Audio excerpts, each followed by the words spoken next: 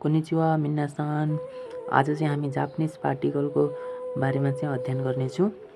यहाँ दिएको छ वा। वा वा भनेको चाहिँ चाहिँ अथवा लाई भन्ने जनाउँछ। वाले चाहिँ चाहिँ अथवा लाई भन्ने जनाउँछ। यसलाई लेख्दा चाहिँ हा लेखिन्छ, तर भन्दा चाहिँ हामीले वा भन्छौँ। त्यसै गरी चाहिँ ओ। ओलाई चाहिँ लाई भन्ने जनाउँछ। यसलाई चाहिँ वाक्यमा प्रयोग गर्दाखेरि चाहिँ वालाई चाहिँ लाई भनेर चाहिँ प्रयोग गरिन्छ। त्यसै गरी नि छ।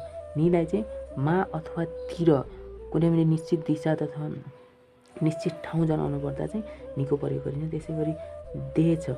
दे भन्नाले चाहिँ बाट अथवा दारा, केबाट के दारा भन्ने जनाउँछ त्यसले चाहिँ। त्यसै गरी तो छ। तोले चाहिँ सँग भन्ने जनाउँछ। कोसँग केसँग भन्ने चाहिँ तोले जनाउँछ। त्यसै गरी छ नो।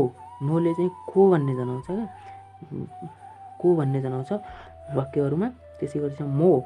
मोले चाहिँ पनि भन्ने जनाउँछ। म पनि, ऊ पनि भनेर पनि भन्ने जनाउँछ। त्यसै गरी चाहिँ खारा। खाराले चाहिँ देखि भन्ने जनाउँछ।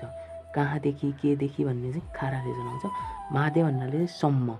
कहाँदेखि चाहिँ खाराले जनाउँछ भने मादे भनेको सम्म। अनि यसै गरी चाहिँ या।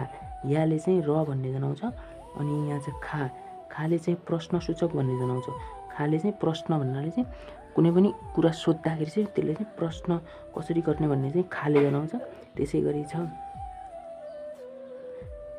दाके छ। दाकेले चाहिँ मात्र भन्ने जनाउँछ। कति, यति मात्र भन्ने जनाउँछ दाकेले जनाउँछ। त्यसै गरी चाहिँ तोखा छ। तोखाले चाहिँ र अथवा आदि भन्ने जनाउँछ। कुनै पनि वस्तुहरू गिन्नु पर्दा चाहिँ यति आदि भन्ने जनाउँछ तोखाले चाहिँ। त्यसै गरी छ देमो। देमोले चाहिँ तर भन्ने जनाउँछ।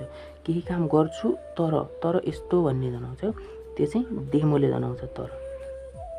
हस्, धन्यवाद।